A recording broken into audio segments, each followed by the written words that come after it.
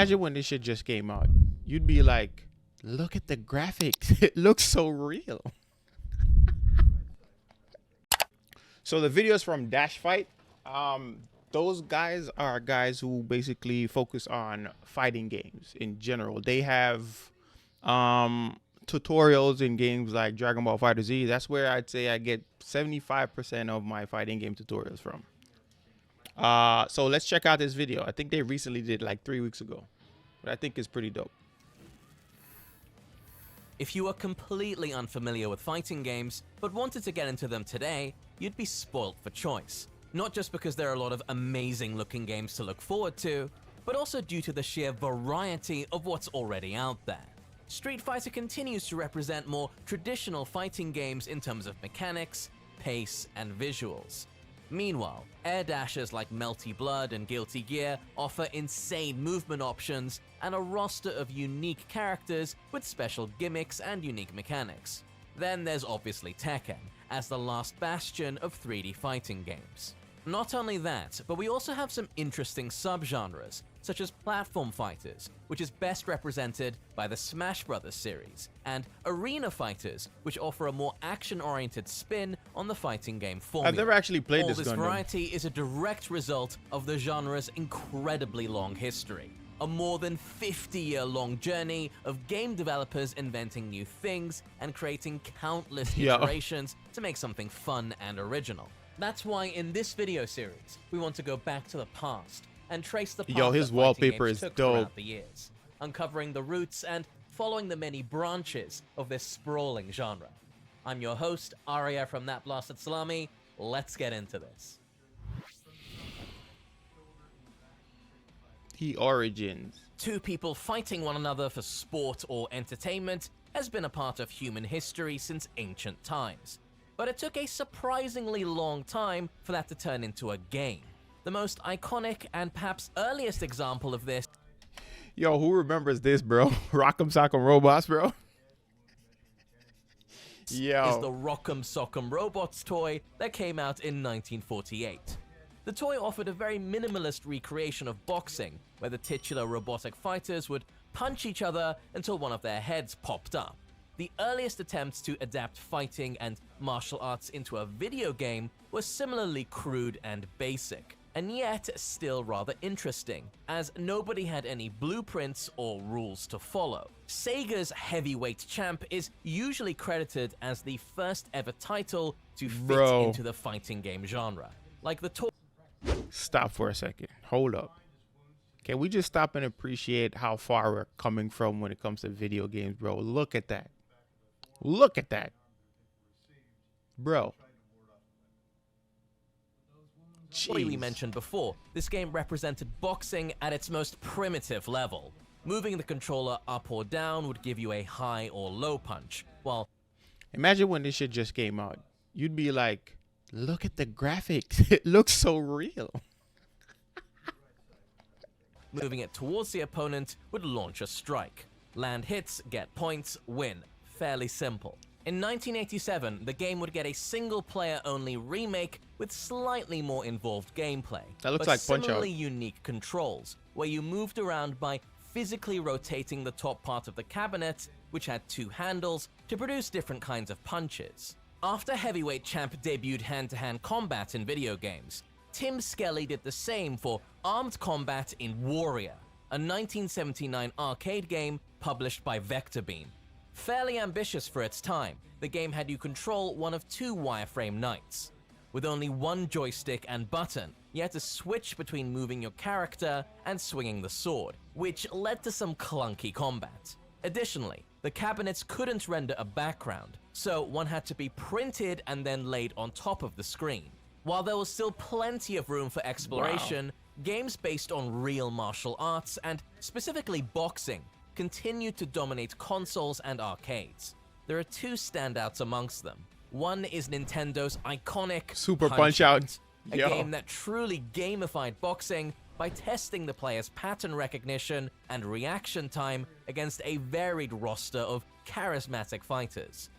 The other one is Sega's Champion Boxing, Unremarkable on the surface, it's more important due to the fact that it was Yu Suzuki's debut in the gaming industry.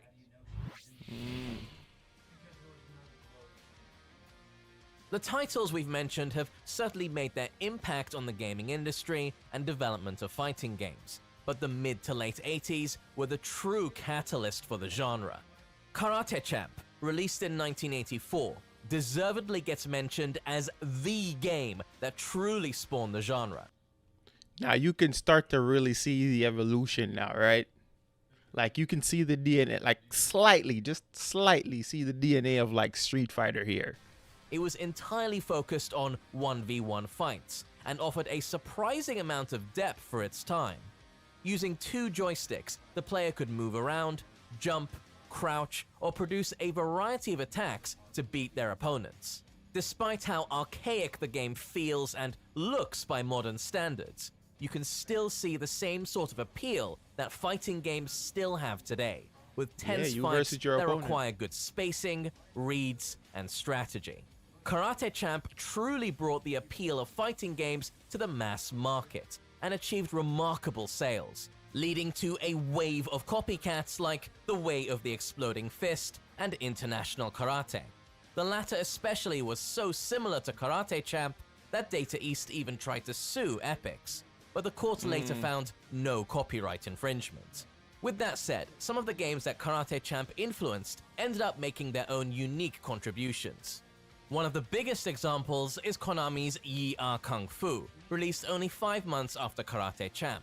Instead of making another game that offers a semi-grounded depiction of a martial arts tournament, Yi Kung Fu cranked things up, and was more reminiscent of classic Hong Kong action movies. The entire game similarly revolved around 1v1 fights, but instead of other generic karate guys, you fought... Who's ever played any of these games? Like, has anybody ever played any of these games? I can only remember like the karate one. I remember playing that one. I don't remember this. Against unique bosses who wielded various weapons or represented different martial arts. Even without the versus mode, it ended up being fairly similar to what would become a standard arcade mode experience in fighting games. Notably, it also switched from the typical one-hit KO or score systems in favor of the now familiar life bar. Oh snap, I didn't notice the life bar until just now. I saw it now. So this is the birth of the life bar now. The connections between fighting games and beat-em-ups would also continue throughout the decade. In November 1984, Irem released Kung Fu Master, which was also heavily inspired by the then popular martial arts movies. The game featured fairly standard gameplay for the genre, but also added unique bosses for every stage. Much like Champion Boxing, this game is largely notable due to the fact that it was made by Takashi Nishiyama, who would go on to create Street Fighter. Interestingly enough, 2 years after Kung Fu Champion, so that's Street Fighter's he worked predecessor. on a rather obscure game called Trojan. It was yet another straightforward beat-em-up, until it was ported to the Nintendo and received not only a bunch of extra content, but also a versus mode, where players could duke it out in a 1-to-3 match, which essentially makes it Capcom's very first fighting game. 3 other beat-em-ups that came later would also feature versus combat. The first 2 are the gruesome Barbarian Ultimate Warrior and the classic Double Dragon, both of which came out in the same year of 1987. While the versus was just... Yo, I remember this, bro, because I remember beating Double Dragon, and at the end, you had to fight your teammate. That was nuts. That was dope. That was dope, bro. Another mode in Barbarian, in Double Dragon, it was quite a surprising twist, where if the game was beaten in co-op, players would have to fight one another over the heart of their crush after defeating the final boss. 2 years later, a similar concept y'all been appeared through in so much Street just to Fight, fight over a girl, but bro. unlike Double Dragon, the fight between the 2 players was largely optional, and only served to determine who would get a bigger bonus. To cap things off, there's one title that came out in the late 80s and marked a very significant point in the history of fighting games. The original Street Fighter, released in August 1987. Even if you love Street Fighter, chances are you probably haven't heard much about the original game, and that's because it's not very good. Even at the time of release, it wasn't particularly successful at first. Despite having arcade cabinets with big displays and very detailed graphics for the time, it was met with mixed responses due to the unusual controls. You know how there are light, medium, heavy attacks in Street Fighter? That only came with the second revision of the original game. The first iteration instead came with pressure-sensitive buttons, and naturally, people slammed the hell out of those buttons to get the meatiest attacks, tenderizing their hands in the process. Luckily, it didn't take long for Capcom to realize that making people smash the cabinets up wasn't a great idea, so they quickly replaced the pressure-sensitive buttons. Yo, imagine back in the day how people used to play Street Fighter, bro. There's only 2 buttons. So there was a pressure-sensitive kick and a pressure-sensitive punch. And depending on how hard you press that button would give you a result. Bro, that is nuts. You know how many bruises people must have had for this game, bro? Jesus. With the setup that we now know today.